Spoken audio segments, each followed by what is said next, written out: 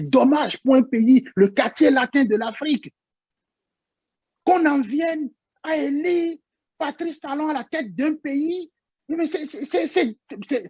ne pouvait même pas être, il n'a même pas pu être le président comment on appelle, de la Chambre de commerce du Bénin. Partout où il y a une procédure, on ne devrait pas élire Patrice Talon là. Patrice Talon, c'est un magouilleur comme le général Makosso, c'est un marmailleur. Alors, il fallait juste le laisser dans sa marmaille et prendre quelqu'un de sérieux pour diriger. Quand on parle d'un État, on parle de quelque chose de sérieux. La politique est quelque chose de sérieux. Ce type, il n'est pas présidentiable. Il ne peut pas être président d'un pays. Ça ne fait pas sérieux pour un pays. C'est quelqu'un c'est un homme, c'est un débrouillard, un homme d'affaires marginal. Il fallait le laisser dans son coin. Nous sommes arrivés, vous savez, entre comment on appelle, je ne sais même pas quoi dire. C'est que on ne peut pas. C'est une honte pour un État. C'est-à-dire qu'on fasse des réformes et qu'au lendemain des réformes, on puisse avoir une élection où des maires sont élus et d'autres sont désignés. Est-ce que vous comprenez ce que ça fait? Je me suis promis de ne plus parler techniquement sur les sujets concernant Patrice Talon parce que ça ne sert à rien. De vider sa connaissance, ses connaissances techniques pour quelqu'un qui n'en vaut même pas la peine. Alors, il faut parler politiquement et il faut parler comme tout le monde. Il le savait, il sait. Depuis le premier jour que Patrice Talon est venu au pouvoir, il savait qu'il n'était pas légitime pour le poste. C'est d'ailleurs pourquoi tous les Grecs, tout le monde, tout le Bénin était contre. Parce que c'est comme si par la magie du vaudou, on a berné tout un peuple et juste au lendemain, tout le monde s'est réveillé, tout le monde a dit merde, mais qu'est-ce qu'on a fait? Mais qu'est-ce qu'on a? Dans chaque famille, les gens ont commencé à se poser la question, mais qu'est-ce que nous avons fait? Qui est-ce que nous avons mis là-bas? Oh non, ça ne peut pas être Patrice Talon. Tout le monde s'est réveillé automatiquement de son sommeil. On n'a jamais vu au Bénin un pouvoir aussi contesté que celui de Patrice Talon. Contesté au niveau politique, contesté au niveau administratif, contesté au niveau social, contesté partout. Et ce n'est pas le pouvoir qui est contesté, c'est la personne de Patrice Talon qui est contestée. Alors, c'est que de la fabulation, c'est que de la poudre aux yeux. Il n'y a rien de sérieux qui sort de ce gouvernement-là. C'est des gens qui sont capables de vous regarder droit dans les yeux et de vous mentir. Et l'autre chose, c'est que Mme Madougou a longtemps été dans le secret des dieux. Elle connaît des dossiers sur Patrice Talon. Vous savez, c'est une personne qui a participé au gouvernement de Yahi Boni que Patrice Talon dirigeait par procuration. Donc, elle savait qui était Patrice Talon, quels sont ses liens avec les réseaux souterrains du Bénin, comment est-ce qu'il a fait. Et il se dit aussi que c'est Mme Madougou qui lui a permis de rentrer au Bénin quand il avait été accusé d'avoir cherché à empoisonner le président Thomas Boni Yahi. Et c'est là qu'il faut revenir sur la vraie question. La vraie question aujourd'hui, ce n'est pas de savoir si Mme Madougou est terroriste. La vraie question, c'est de savoir s'il y a un terroriste à la tête de notre pays. Puisque si le dessein qui avait été formulé par Patrice Talon d'empoisonner Thomas Boni Yahi, l'ancien président béninois, si ce dessein avait été jusqu'au bout, eh bien, vous êtes d'accord avec moi que ça peut soulever beaucoup de questions au Bénin. Ça peut soulever même tout un climat de violence. Parce que Thomas Boni Yahi mort, ses partisans ne vont pas laisser faire. Alors, je pense que le terrorisme, on ne le cherche pas du bon côté. La police républicaine, si elle doit faire son travail, ainsi que la justice, doit réouvrir ce dossier d'empoisonnement et aller poser des questions au juge Angelo Oussou, qui est un complice de fait, et pour que ce dossier-là aille jusqu'au bout. Je pense qu'il faut chercher le terrorisme du bon côté.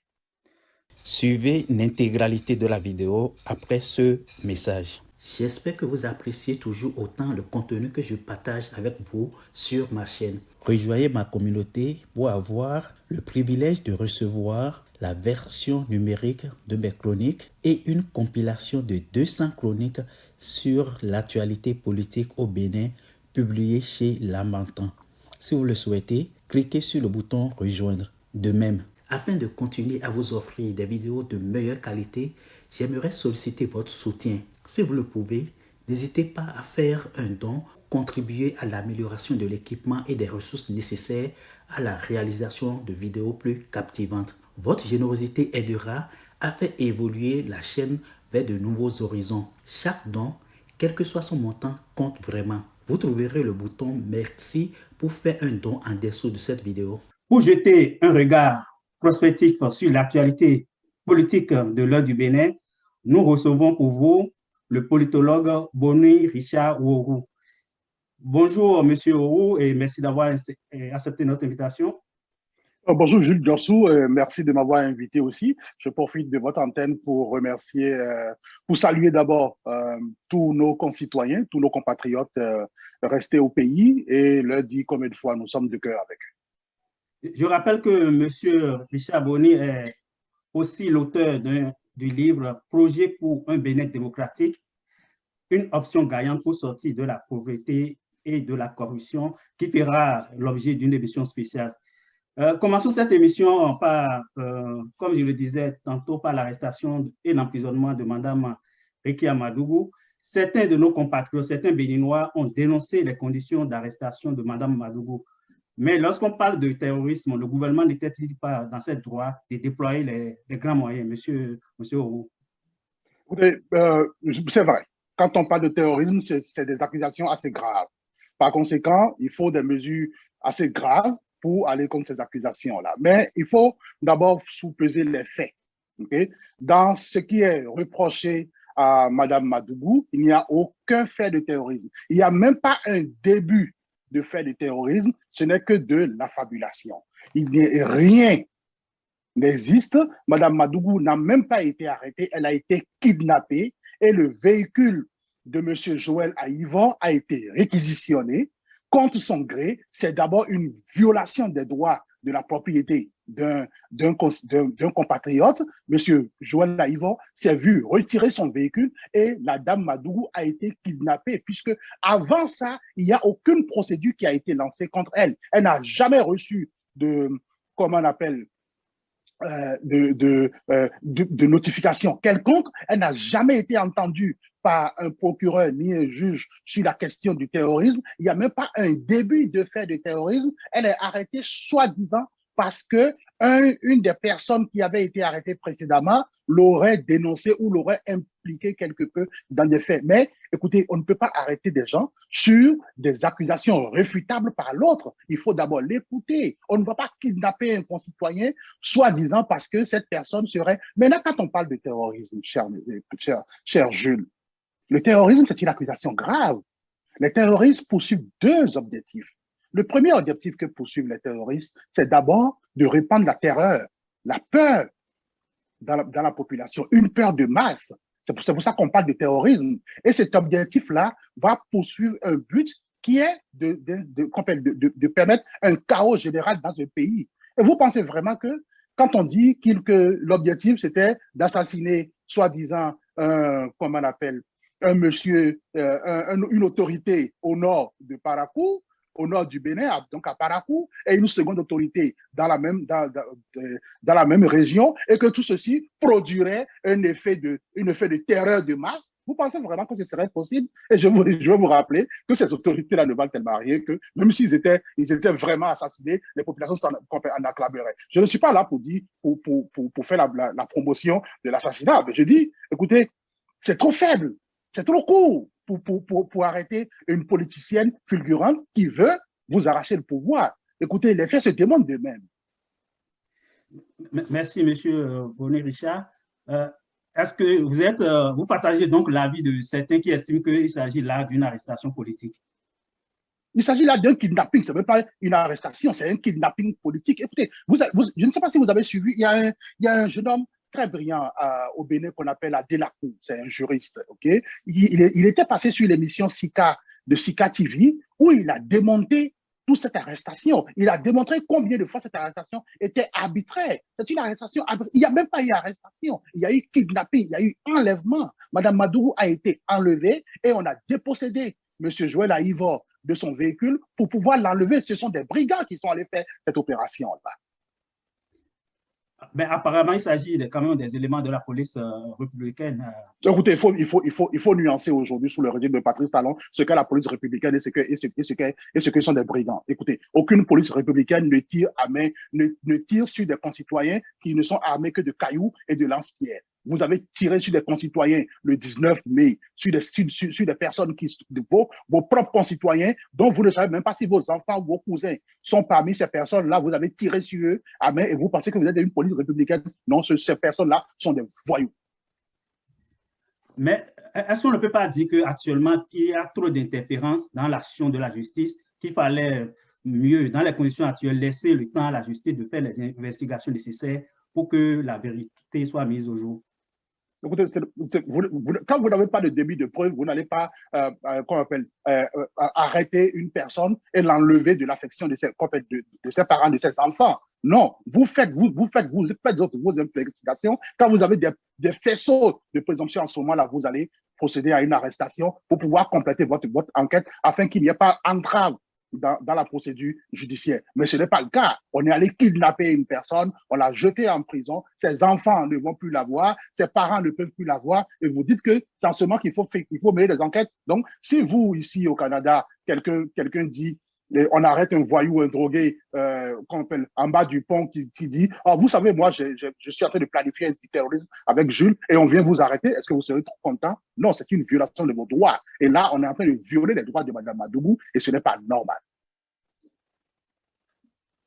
Mais certains vous opposeraient que le gouvernement vaut mieux prévenir que de laisser les gens aller au bout du plan, ce qui prévoyait. La seule façon de prévenir aujourd'hui, M. Djossou, c'est d'ouvrir les élections à tous les Béninois qui ont la possibilité de candidater pour proposer leur projet à l'ensemble des Béninois qui vont juger du bilan de Patrice Talon contre les propositions des autres. C'est la seule façon de prévenir toutes sortes de frustrations, toutes sortes de terrorisme et toutes sortes de désagréments à venir. Autrement, on ne prévient rien. Au contraire, on enfonce le clou, on brime les Béninois, on leur arrête, on viole leur liberté et on kidnappe des personnes, on dépossède d'autres de leurs biens. Mais il y a quand même un peu d'interrogation autour de cette arrestation parce qu'elle revenait d'un meeting politique. Il y avait d'autres leaders politiques qui étaient à ce meeting. Beaucoup se demandent pourquoi les autres n'ont pas été arrêtés si c'était effectivement une arrestation politique et c'est elle qui a été visée par l'arrestation du gouvernement. Bon, écoutez, il ne faut pas tourner autour du pot. Les leaders politiques qui étaient là, c'était M. Joël Aïvor, que j'apprécie beaucoup, mais qui, dans des pareilles circonstances, a un langage assez trop policé pour faire face à un Patrice Talon qui est d'aventure assez vulgaire et sans classe. Par conséquent, il faut une personne aussi fulgurante et exubérante comme Patrice Talon pour l'affronter. Mme Madougou n'a pas la langue liée et en plus, il se dit qu'elle avait les moyens financiers qui allaient contre. Donc, elle était vraiment la personne à viser dans de pareilles circonstances. Puisque contre Patrice Talon, il ne faut pas des personnes qui ont la langue de bois, qui ont un langage assez policier, qui jouent trop sur les mots. Non, il faut des personnes. Et puis, nous sommes dans un pays où 78% de la population est analphabète. Par conséquent, tous les gros mots, les gros énoncés, de principes démocratiques ou pluralistes ou de droit ne sont pas compris par l'ensemble des populations. Il faut aller terre à terre et Mme Madougou a cette façon-là, cette éloquence commune pour dire aux populations ce qu'ils veulent entendre. Et l'autre chose, c'est que Mme Madougou a longtemps été dans le secret des dieux. Elle connaît des dossiers sur Patrice Talon. Vous savez, c'est une personne qui a participé au gouvernement de Yahi Boni que Patrice Talon dirigeait par procuration. Donc, elle savait qui était Patrice Talon, quels sont ses liens avec les réseaux souterrains du Bénin, comment est-ce qu'il a fait. Et il se dit aussi que c'est Mme Madougou qui lui a permis de rentrer au Bénin quand il avait été accusé d'avoir cherché à empoisonner le président Thomas Boni Yahi. Et c'est là qu'il faut revenir sur la vraie question. La vraie question aujourd'hui, ce n'est pas de savoir si Mme Madougou est terroriste. La vraie question, c'est de savoir s'il y a un terroriste à la tête de notre pays. Puisque si le dessein qui avait été formulé par Patrice Talon d'empoisonner Thomas Boni Yahi, l'ancien président béninois, si ce dessein avait été jusqu'au bout, eh bien, vous êtes d'accord avec moi que ça peut soulever beaucoup de questions au Bénin. Ça peut soulever même tout un climat de violence. Parce que Thomas Boni Yahi mort, ses partisans ne vont pas laisser faire. Alors, je pense que le terrorisme, on ne le cherche pas du bon côté. La police républicaine, si elle doit faire son travail, ainsi que la justice, doit réouvrir ce dossier d'empoisonnement et aller poser des questions au juge Angelo Oussou, qui est un complice de fait, et pour que ce dossier-là aille jusqu'au bout. Je pense qu'il faut chercher le terrorisme de bon côté. Vous me permettez quand même d'insister sur les conditions de cette arrestation. J'ai écouté récemment Maître Sadiko Alao qui évoquait les moyens financiers dont disposerait Madame Madougou, et c'est ça qui inquiétait le gouvernement. Mais quand même, elle a quand même été déjà écartée des élections. Mais le gouvernement a peur de quoi aujourd'hui? Mais le gouvernement sait qu'il n'y aura pas élection. Il y aura une désignation qu'elle est en train de dénoncer. Et elle a les moyens pour porter sa voix très loin dans la population. Vous savez, c'est une question de communication, c'est une question de stratégie. Et Mme Madougou a une bonne équipe de stratèges en communication autour d'elle, ce que les autres candidats n'ont pas. Alors, par conséquent, même si on a laissé à la marge des élections, elle est capable de faire retourner la situation en sa faveur et surtout en faveur des populations. Mme Madougou était vraiment un réel danger pour Patrice Talon parce qu'elle avait les moyens de communiquer, elle avait la stratégie de communication, elle avait les outils et les réseaux de communication pour faire porter sa voix très loin. Par conséquent, Patrice Talon étant cette personne-là que vous connaissez, tout ce que nous déplorons, ne peut pas accepter ça. Toujours autour de cette on a assisté aussi à une sortie du ministre Modeste qui recoupe pour ne pas le nommer, qui a amené des faits complémentaires pour pouvoir informer les Béninois sur la qualité de Mme Madougou et des faits qui si en croit le ministre, il s'agit aussi d'autres complots éventuels. Mais par rapport à cette sortie, quel est votre avis sur les preuves présentées par le ministre? Vous savez, quoi qu'on dise dans le gouvernement de Patrice Talon, il y a de vrais ministres, sinon de bons ministres. J'aurais cru qu'on parlerait de ces ministres-là que de parler de cette personne-là qui vraisemblablement ne sait pas, n'a aucune compétence et qui pense que c'est en procédant ainsi qu'elle pourra maintenir son poste. Bien évidemment, elle n'a aucune compétence, tout ça se sait.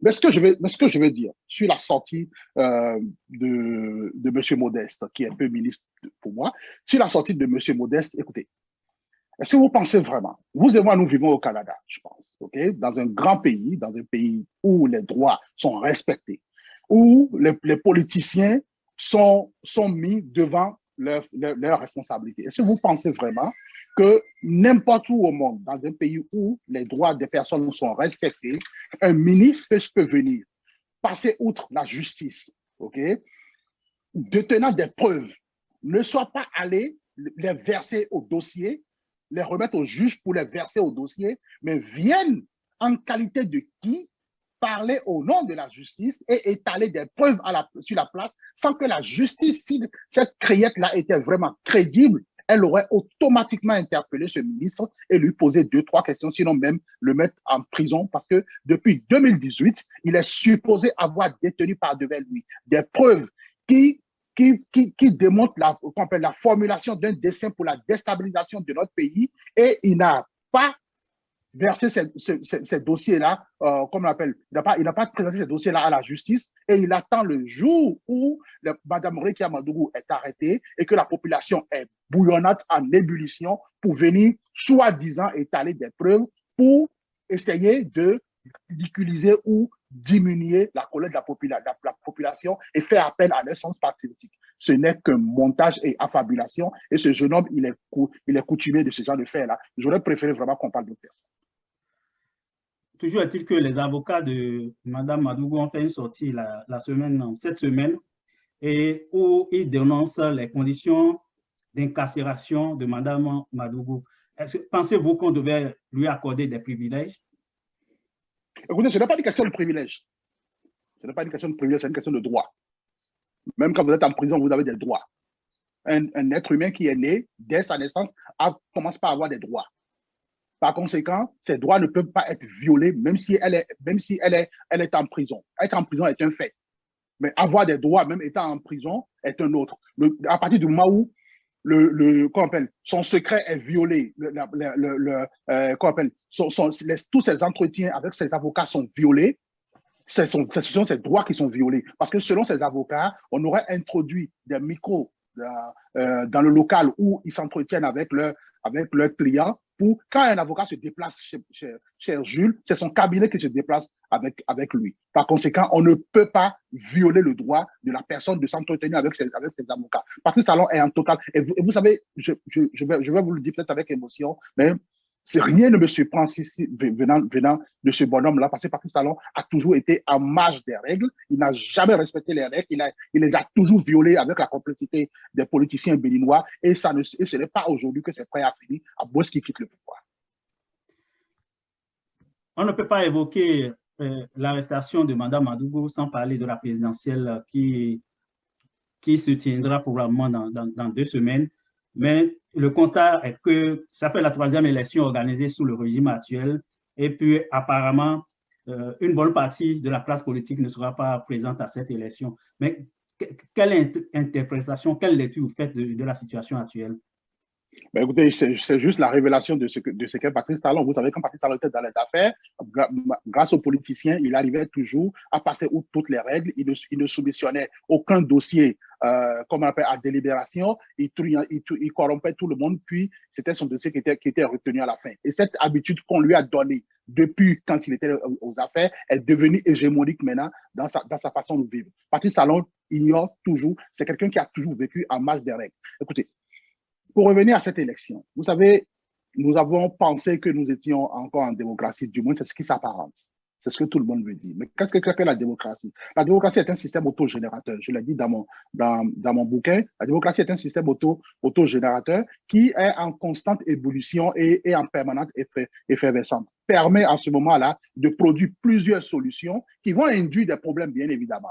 Et c'est à la classe politique, aux élites, de faire le tri et adapter les meilleures solutions qui pourront produire de la prospérité. C'est pour ça qu'on parle de démocratie pluraliste. La pluralité, c'est au nombre des solutions qu'on reconnaît la pluralité. Ce qui se fait aujourd'hui, c'est qu'on refuse aux Béninois de ne pas avoir accès à une pluralité de choix, à une pluralité de solutions. Parce que Patrice Talon, en réalité, n'a pas de bilan. Il n'a aucun bilan à présenter. Tout ce qui se fait aujourd'hui, ce n'est que de la communication. Il se dit que il y a eu à peine 65 km de routes qui ont été faites sous Patrice Talon pendant 5 ans, mais on vous parle de projets d'asphaltage. Il est allé peut-être mettre de l'asphalte sur des endroits stratégiques de la ville. Parce que Patrice Talon, il faut savoir que c'est quelqu'un qui est très malin dans le mauvais sens. Okay? Alors, il va aller mettre de l'asphalte dans des endroits stratégiques où les gens vont passer pour pouvoir donner une impression et atteindre leur psychologie. Et en dehors de ça, il n'y a rien qui se passe. On vous vend de la croissance tous les matins. Cher ami Jules Jossou, qu'est-ce que c'est que la croissance dont on vous parle? Si Patrice Talon avait un bilan. La croissance, c'est le nombre de pains qui a été vendu dans une année, le nombre d'akassa qui ont été vendus dans une année, le nombre de kilos de gari qui ont été vendus dans une année. Et là, je vous parle même le nombre d'heures de cours qui ont été donnés dans une année. Et là, je vous parle de la croissance quand elle est inclusive. Aujourd'hui, quand on vous parle de la croissance, le boulanger vous dira, mais moi, je n'ai rien vendu. La dame d'akassa, je n'ai rien vendu. La dame du maïs, je n'ai rien vendu. Presque tout le monde. Il y a le dernier rapport de World Happiness qui vient de sortir, où nous sommes arrivés à la 99e place.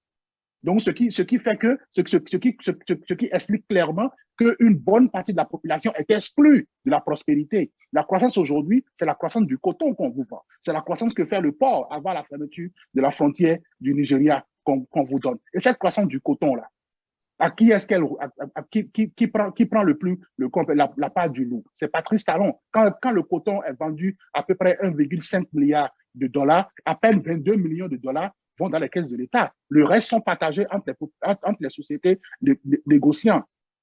Et parmi ces sociétés négociantes-là, la consommation intermédiaire qui rentre dans la production du coton, c'est Patrice Talon qui le fournit. C'est ce qu'on appelle les engrais, l'exportation du coton. Et tout le reste, c'est Patrice Talon qui le fait. Il est en amont et en aval.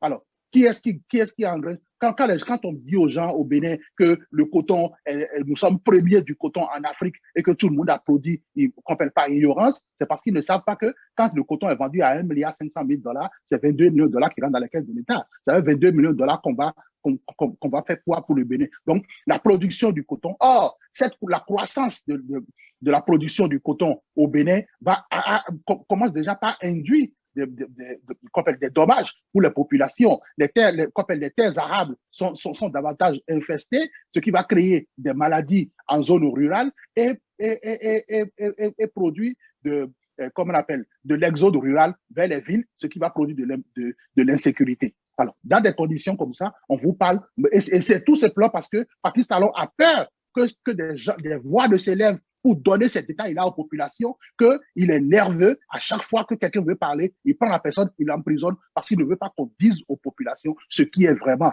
On vous parle de réforme, dans le pacte de réforme de la scolarité. Une dame parlait lors de la présentation du PAG qu'il faut, comment on appelle, que bientôt on arrivera à 50 élèves par classe, par professeur. Mais à combien nous sommes aujourd'hui? Quand vous prenez les chiffres sur la scolarisation, le Bénin est un des pays les plus sous-scolarisés de la région, avec un taux de scolarisation de moins 40. Nous avons la mortalité depuis 10 ans plafond autour de 52 ans. C'est un des pires taux dans la région. Et de quoi est-ce qu'on parle? On sait qu'il n'a pas de bilan. Il n'a que de bilan que pour lui-même, mais il n'a pas de bilan à présenter aux populations béninoises. C'est pourquoi, dès que quelqu'un veut parler, si moi j'étais au Bénin, et c'est d'ailleurs pour ça que j'évite d'aller au Bénin, si j'étais au Bénin, je serais déjà arrêté tout simplement parce que j'ai une voix discordante. Et c'est dommage.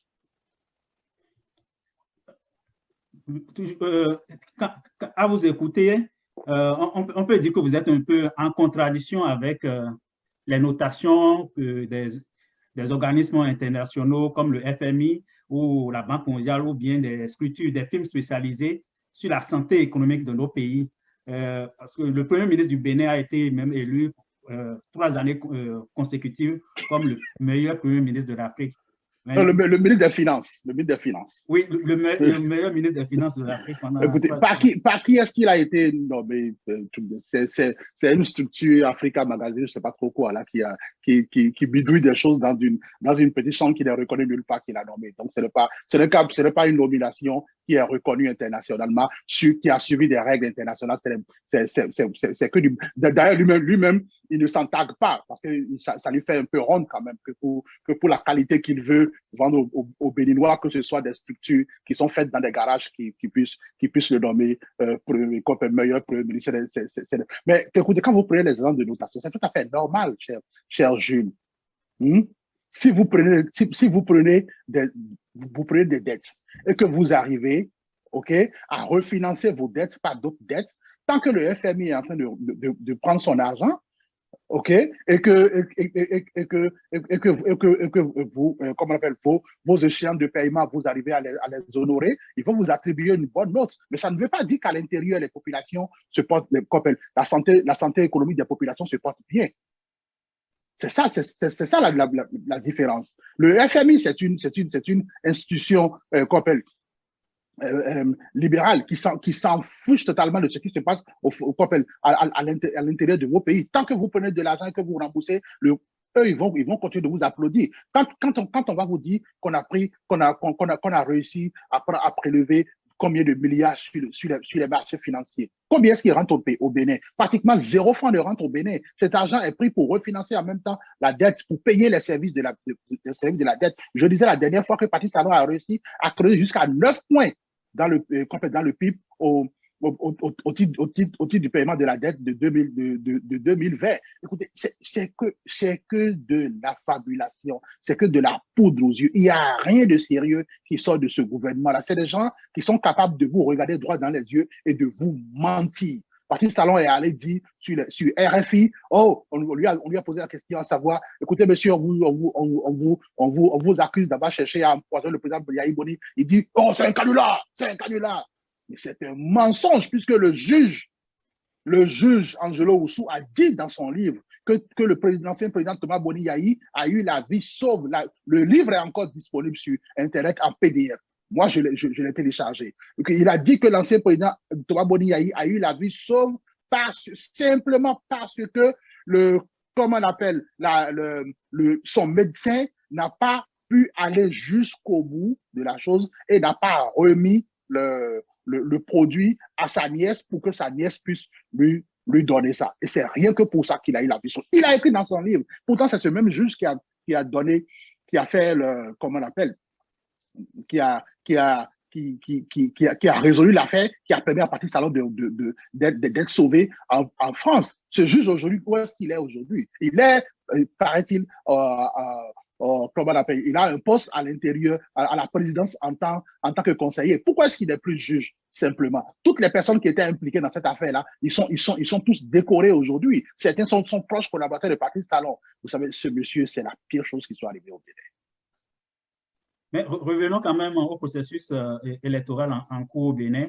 On a quand même constaté les candidats ont déposé, les duos ont déposé leur candidature.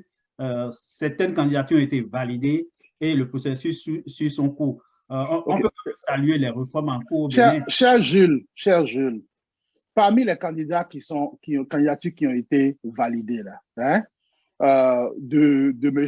Djemba à Irénée Agossou, vous qui êtes journaliste ou qui êtes au moins présentateur, dites-moi quelques lignes de leur projet de société. Quelles sont les contradictions qu'ils ont formulées contre la gouvernance de Patrice Talon? Parce qu'en temps normal, ils sont censés être des opposants de Patrice Talon, nous sommes d'accord là-dessus. Sinon, ils ne seraient pas allés à une élection contre lui. Ils sont ses opposants en temps normal. Alors, quelles contradictions est-ce qu'ils ont formulées contre la gouvernance de Patrice Talon? Quel est leur projet de société? Vous avez un site web pour ça, pour leur projet de société? Vous savez ce qu'ils veulent faire s'ils sont élus? Vous ne savez pas. Parce qu'ils ne veulent rien faire, ils ne seront pas élus. Ils savent qu'ils ne seront pas élus. Ils sont en balade. Vous les voyez en tapette à travers le pays, en train de se balader, à boire des tchoukoutou dans des cabarets. C'est des vieux retraités. Écoutez, cette élection est juste une parole. Vous savez, moi, je me suis promis de ne plus parler techniquement sur les sujets concernant Patrice Talon parce que ça ne sert à rien. Okay, de vider sa connaissance, ses connaissances techniques pour quelqu'un qui n'en vaut même pas la peine. Alors, il faut parler politiquement et il faut parler comme tout le monde.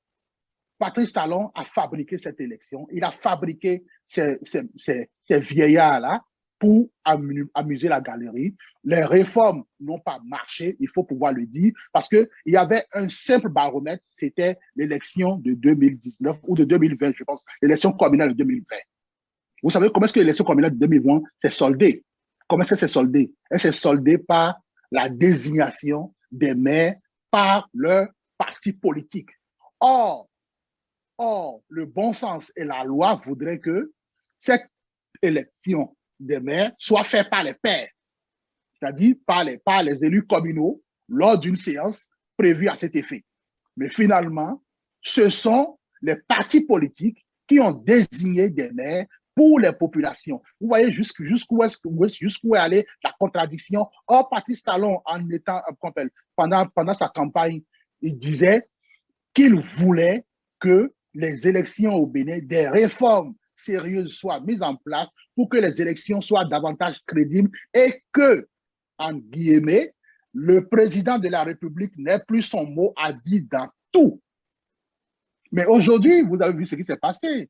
Avec tout honte but, il est venu à la télé pendant qu'on allait traficoter la loi sur l'élection, parce que l'élection a été bloquée à un moment donné lors des communales. Il est venu tout honte but à la télé dire oui, bon, quand ça ne marche pas, il faut pouvoir reconnaître que ça n'a pas marché et aller corriger. Donc, nous irons, vous savez, ce type, il n'est pas présidentiable. Il ne peut pas être président d'un pays. Ça ne fait pas sérieux pour un pays. C'est quelqu'un c'est un homme, c'est un débrouillard, un homme d'affaires marginal. Il fallait le laisser dans son coin. Nous sommes arrivés, vous savez, entre comment on appelle, je ne sais même pas quoi dire. C'est que on ne peut pas. C'est une honte pour un État. C'est-à-dire qu'on fasse des réformes et qu'au lendemain des réformes, on puisse avoir une élection où des maires sont élus et d'autres sont désignés. Est-ce que vous comprenez ce que ça veut dire? Ça veut dire que les maires qui sont aujourd'hui en fonction lors d'une même élection sont en fonction et peuvent se prévaloir d'être en fonction sous deux régimes juridiques distincts. C'est-à-dire que l'un va dire, moi je suis élu, par conséquent, j'ai une légitimité souveraine, et l'autre dira, moi je suis désigné, par conséquent, j'ai une légitimité partisane. Est-ce que vous comprenez ce que... Voilà le résultat de ces réformes-là. C'est aussi simple que ça. Des maires ont une légitimité souveraine parce qu'ils ont été élus par une procédure normale, élus d'abord par les populations et élus après par les pairs pour être maire. Donc, les populations ont donné mandat à des élus pour élire celui qui sera à leur tête dans un système vertical. Et ensuite, nous avons des maires qui, eux, sont désignés par un parti politique, c'est-à-dire en violation de toute considération souveraine. Ils sont élus par des partis politiques et ces deux maires-là vont se retrouver dans des salles de réunion, vont prétendre aux mêmes légitimités.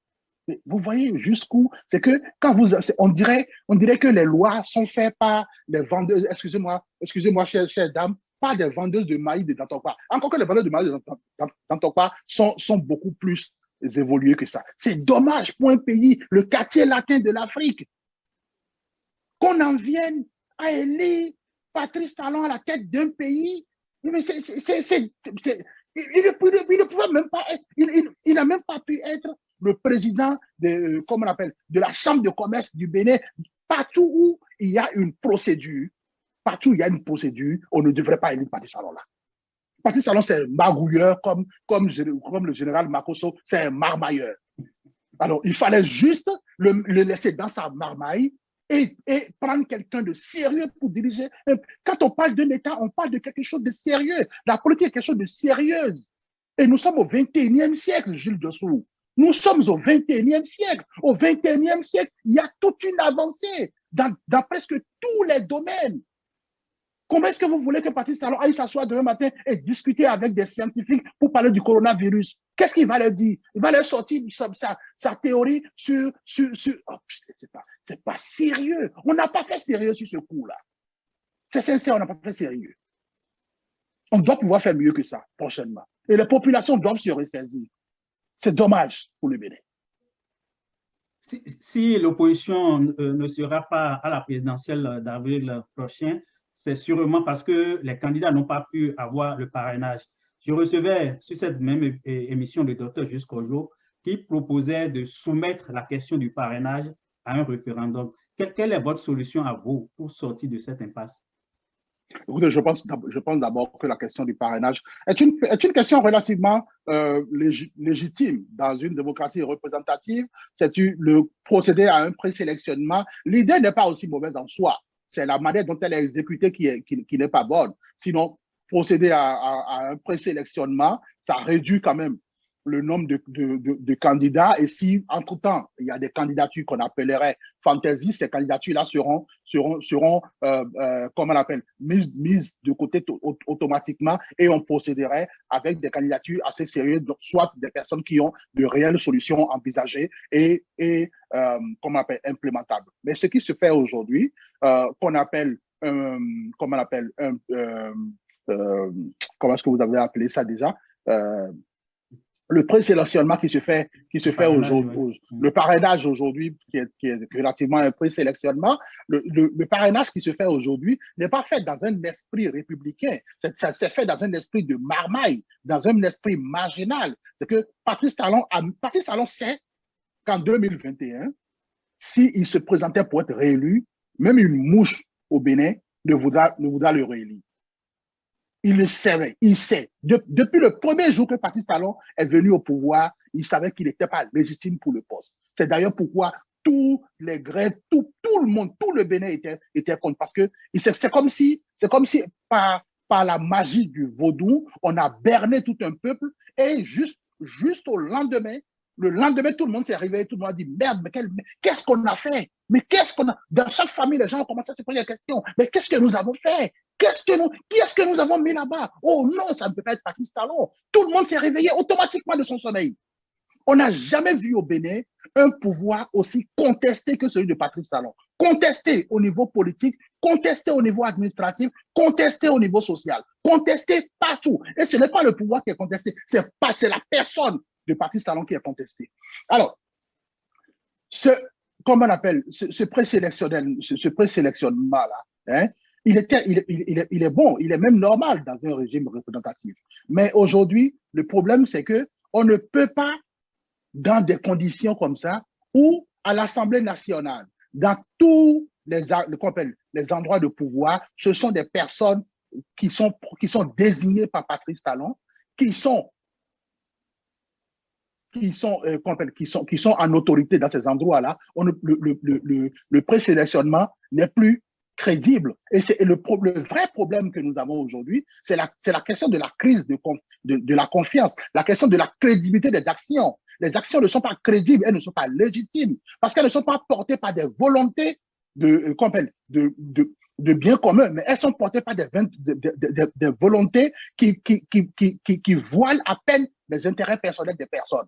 Donc, cette procédure, il faut simplement, moi je dis, écoutez, il ne sert à rien de tourner autour du pot. Il ne sert à rien de dire, écoutez, il faut donner un avis sur tel sujet, il faut aller pour faire une proposition de sortie de crise sur tel sujet, il faut une proposition de sortie de crise sur l'ensemble des sujets. Et pour ça, il faut juste une table ronde sur le Bénin pour donner des orientations politiques, économiques et sociales pour le pays, refondre toutes ces lois-là, mettre en hors d'état de nuire toutes ces personnes qui sont venues s'accaparer du pouvoir d'État, à savoir Patrice Talon et tout ce qui l'entoure. On les retourne dans leur coin, qui ce sont des marginaux qui restent à la marge de l'État et que d'autres personnes viennent prendre le pouvoir, des personnes sérieuses prennent le pouvoir parce que le pouvoir d'État, c'est la chose la plus sérieuse dans l'histoire d'un pays et on ne peut pas le confier à des barbailleurs. Je vais quand même évoquer un second point, toujours par rapport à Patrice Talon. Il s'agit de la question de la prorogation de son mandat. Vous savez bien, dans le cadre des réformes, le mandat actuel, qui devait finir le 5 avril 2021, a été prorogé de 45 jours. Sur cette question, quelle appréciation vous portez sur cette prorogation? Dès le 6 avril, Patrice Talon devient illégitime. Dès le 6 avril. Parce on ne peut pas prolonger un mandat sous serment au cours du mandat. Qu'il vous souvienne que, je ne sais pas si c'était en 2007 ou en quelle année, le président Chirac avait fait une réforme lors de laquelle il a passé le mandat présidentiel de 5 ans à 7 ans. Pour les 7 ans, il a attendu son second mandat pour aller au terme des 7 ans. Le mandat qu'il avait déjà entamé lors de cette réforme-là, il a fini le mandat à 5 ans. On ne peut pas en aucun cas, et on n'a même pas besoin d'être juriste, d'être constitutionnel, d'être personne pour vous dire que dès lors que vous avez prêté serment, parce que le serment est inviolable, il y a ce qu'on appelle l'inviolabilité du serment. Dès que vous avez prêté serment pour dire que moi, je vais faire un mandat de 5 ans, pour violer ce serment, il faut réouvrir le serment. Et je ne sais pas si la Constitution le permet, c'est l'Assemblée nationale qui devait réouvrir le serment. Et en ce moment, vous prêterez encore un nouveau serment pour dire mon mandat sera de 5 ans, 45 jours. Mais vous ne pouvez pas prêter un serment sur 5 ans et faire 5 ans, 1 jour. Vous avez violé le serment. Or, sur quoi repose la légitimité constitutionnelle du pouvoir d'État, l'exercice du pouvoir d'État du moins, c'est sur le serment. L'élection dit, vous me donnez mandat pour aller vous représenter. Et le serment dit, voilà les conditions dans lesquelles je vous représente. Alors, c'est sur ce serment qui permet l'exercice de la fonction présidentielle. Dès que le serment est violé, la légitimité tombe. Et quoi qu'en soit la légitimité dont Patrice Talon pense jouir, parce qu'en l'occurrence, il y a deux sortes de légitimité. Il y a pour ce genre de poste, il y a la légitimité par les outputs et la légitimité par les inputs. C'est-à-dire que quand vous prenez par exemple un type comme Kagame, la majorité des néo-dictateurs qui font quand même relativement un peu de bien dans leur pays, comme Kagame a relativement eu une légitimité par les outputs, c'est-à-dire qu'il est légitime à cause des réalisations qu'il a fait dans son pays.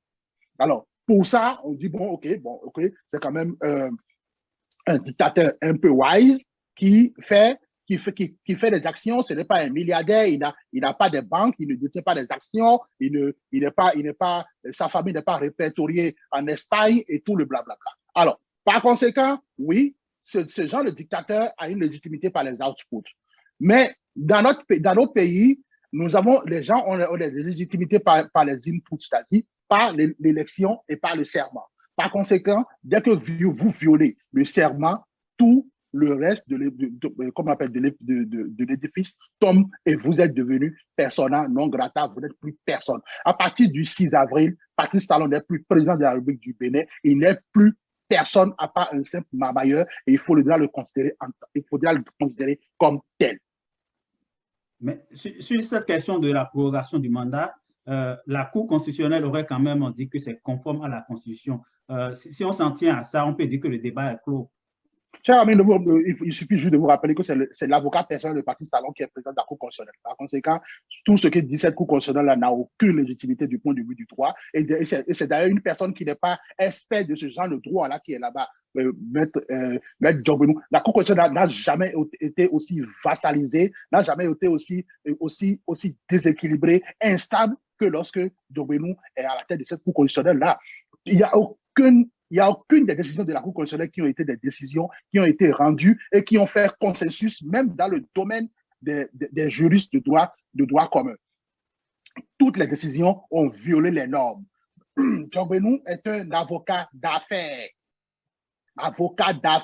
business, avocat d'affaires. Il ne connaît rien dans le domaine du droit commun, il ne connaît rien dans ce domaine-là. Il a été parachuté juste parce que Patrice Talon a le dessein de discréditer les institutions de la République, de discréditer les élites du pays, de discréditer tout ce qui porte le nom du Bénin et dit, ouais, voilà, excusez-moi, quand je vous disais que ce pays est un désert de compétences, eh bien, voilà les preuves. Et aujourd'hui, il est en train de vassaliser tout le monde. Il prend des professeurs, il leur fait dire ceci le matin, il leur fait dire l'autre le soir, juste pour démontrer à la population qu'en réalité, vous voyez, ils ne valent chacun rien. Je sais comment les manipuler. Ce sont tous des personnes qui sont vénales. Et ses amis qui sont en bas des ponts de Saint-Michel l'applaudissent pour dire, ah ouais, à bon nom, ouais, baba, ouais, 10 ans, 50 ans. Ce sont relativement, quand vous voyez toutes les personnes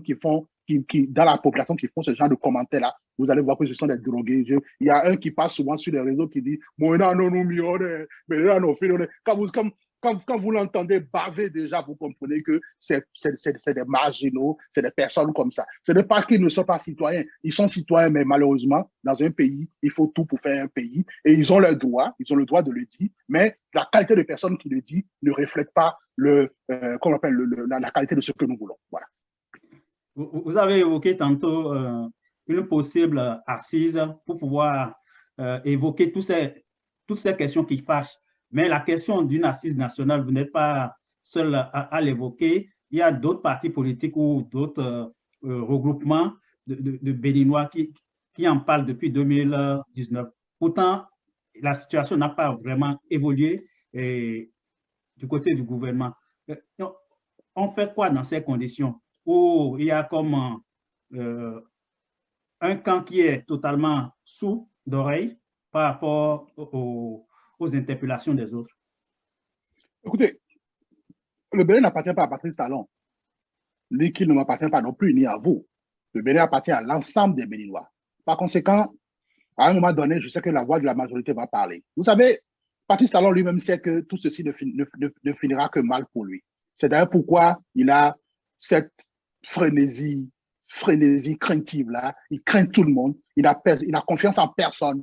Dès que quelqu'un parle, il arrête la personne. Il est nerveux, vous voyez. Quand un dirigeant a atteint ce niveau de nervosité, c'est que son pouvoir est en train de vaciller. Son pouvoir peut tomber à tout moment. Vous savez, il n'est pas facile de diriger, de faire de la dictature, hein, vous savez. La dictature, ça suppose gérer le stress des gens, gérer tout. Même les soldats qui sont sous les ordres de Patrice Talon aujourd'hui sont constamment, depuis 5 ans, sous stress. Parce que ce qu'ils font va à l'encontre de leurs valeurs, va à l'encontre des valeurs de l'ensemble des populations. Ils sont gênés dans ce qu'ils font. Et vous pensez qu'ils peuvent supporter ça pendant encore un autre 5 ans ou encore 10 ans? Non, ils n'arriveront pas à supporter ça. Un jour, ils vont prendre leurs responsabilités. Et c'est comme ça que les dictatures se défendent. Quand il s'agit du bien commun, cher ami, ne planifiez rien. Parce que l'étincelle qui va produire la flamme, vous ne la connaissez pas. C'est une petite étincelle qui va produire un jour la flamme. Et Patrice Talon sait que tout ceci ne peut que mal finir pour lui. C'est d'ailleurs pour ça qu'il est nerveux, il est frénétique, il ne veut voir personne. Dès qu'on parle, il fait arrêter. Quand il sort, il a un petit sourire dans le coin de l'œil, dans le coin du visage, qui n'est pas sincère parce qu'il n'a aucune raison d'être joyeux. Patrice Talon a tout pour être malheureux parce que le Bénin n'adhère pas à son modèle de gouvernance. Il n'en a même pas d'ailleurs. Ce qui est sûr, tout le monde ne partagera pas votre avis, parce que certains estiment qu'il faut le laisser travailler, comme les gens le disent dans les rues de Cotonou ou bien de Parakou, qu'il a été élu régulièrement, donc il faut le laisser déployer son programme de société et sa conception de la gouvernance. Est-ce qu'il a un programme de société? Est-ce que vous avez lu c'est parce que nous avons été cons. Est-ce que vous avez lu les 5-10 petits feuillets de Patrice Talon quand il allait à l'élection? C'est à peine 5-10 petits feuillets qui ne sont même pas détaillés. C'est rien que de grands points flous. Patrice Talon n'a aucun projet de société. Écoutez, quand on vient vous dire, si Justin Trudeau vous avait dit, écoutez, moi je vais être élu pour faire des réformes. Réforme, c'est un mot vague. Réforme, qu'est-ce que c'est? C'est juste une façon intelligente d'opérer des réajustements. C'est ce qu'on appelle des réformes. C'est opérer des réajustements. Mais des réajustements à quel niveau? Quels sont les coûts de ces réajustements-là? Quels seront leurs impacts sur la société, sur l'économie, sur la politique? Mais rien de tout ça n'est pas détaillé dans ton programme de société. Il a juste parlé de réformes. Il nous a embrouillés comme il sait le faire. Mais écoutez, oui, qu'il aille au bout de son mandat, nous sommes tous d'accord. Son mandat finit régulièrement le 5 avril à minuit. Alors, à partir du 5 avril à minuit, Patrice Talon devra pouvoir être pour une fois dans sa vie élégant et dire, monsieur, je vous laisse votre pays, gérez-le, et moi, j'irai faire face à la justice parce que j'ai ordonné de tuer Dame Amoussou Prudence, j'ai ordonné de tuer des gens à Savais, j'ai ordonné de tuer des gens à Tchaourou, toutes ces personnes-là, et en plus de 175 dossiers de crimes économiques qui m'avaient été attribués sous Yahi Boni, je vais répondre de tout ça devant la justice. Cette fois-ci, au moins, il devra pouvoir être élégant. Nous acheminons progressivement vers la fin de l'émission. À vous écouter, il n'y a en réalité pas une porte de sortie à envisager dès maintenant par rapport à la situation du Bénin, parce que pour les partisans du pouvoir actuel, les partisans de la rupture, tout se passe bien parce que les élections, le calendrier électoral est déployé et puis tout évolue vers le 11 avril. Et dans ces conditions, est-ce qu'on ne laissera pas, est-ce que ce n'est pas mieux de laisser les élections se dérouler comme c'est prévu et de prendre le temps nécessaire pour pouvoir envisager une solution durable pour le pays? Permettre encore à Patrice Talon de faire 5 ans à la tête du pays. Vous savez, vous comme moi, pouvons laisser faire. Mais est-ce que les Béninois pourront traîner le pas jusqu'à 5 ans? C'est là la vraie question. Vous comme moi, nous allons parler sur les réseaux sociaux, vous allez faire vos émissions, vous allez m'inviter, je vais honorer vos invitations, je donnerai ma part de vérité, je dirai ce qu'il faut faire, je vais critiquer. Mais à la fin de la journée, vous et moi, dès lundi matin, nous allons retrouver nos bureaux, nous allons travailler et à la fin du mois, nous aurons nos chèques. Mais le nombre de personnes que Patrice Talon a dû mettre au chômage au Bénin, des milliers de jeunes qui sont au chômage, grâce à cause à la faveur de la fermeture des entreprises de Agavon, à la faveur de la fermeture des entreprises de M. Routondi qui a été mis en prison, à la faveur de la fermeture de nombreuses entreprises qui sont fermées aujourd'hui pour que Patrice Talon puisse atteindre cette croissance-là qu'il est en train de vendre aux Béninois. Est-ce que ces gens-là sont prêts encore avec les gens qui vous envoient en inbox, donnez-moi 5 000 francs CFA, envoyez-moi 10 000 francs tonton. Toutes ces personnes, vous pensez que ces personnes-là sont fières de venir tous les jours sur Facebook et dire, s'il te plaît, donne-moi 10 000 francs, mon fils n'a pas été à l'école. Et c'est vrai qu'ils en ont vraiment besoin. Moi, je connais des gens que je n'aurais jamais pensé que ces personnes-là me demanderaient un jour de leur donner 50 000 francs. Et ces personnes-là, aujourd'hui, en viennent à me demander 20 000. C'est-à-dire l'état dans lequel se trouve l'économie au Bénin aujourd'hui, la prospérité n'est plus partagée. Il n'y a que Patrice Talon qui mange tout. Le Bénin est devenu une Talon SA. Il met au travail ce qu'il veut et fout à la porte ce qu'il veut. Vous savez, Patrice Talon est en train de diriger le Bénin comme on dirige une société. Vous savez, quand vous achetez une société qui est relativement en faillite, il y a deux façons. Soit vous mettez à la porte, vous faites des restructurations, vous mettez à la porte une bonne majorité de personnes pour pouvoir sauver sur les charges, ou vous augmentez les moyens de production pour pouvoir produire davantage et avoir des bénéfices. Patrice Talon est en train de mettre des gens à la porte pour pouvoir gagner. C'est tout ce que Patrice Talon fait. Il n'a aucune méthode. Endetté. Vous pensez vraiment que c'est une politique économique qui est d'endetter tous les jours, tous les fins du mois, d'aller chercher de la dette? C'est quoi? Quel est le modèle économique que Patrice Talon? Qu'il vienne nous le dire. Quand on vous dit que le ministre de je ne sais quoi est élu ministre de machin, mais qu'il vienne nous dire quel est le modèle économique qu'on applique pour le pays. Il n'y a même pas un ministre de l'économie. Quel est le modèle économique qu'on applique au pays? Est-ce que vous le savez? Vous ne le savez pas. Personne ne le sait. Et il est élu ministre des machins. Écoutez, il faut arrêter là. On n'a pas besoin d'être technicien pour ça. On a juste besoin d'avoir du bon sens. Avant d'aller vers la conclusion, nous allons quand même parcourir le fil des commentaires. Et s'il y a quelques questions, je vais vous les poser. Je vais les parcourir rapidement.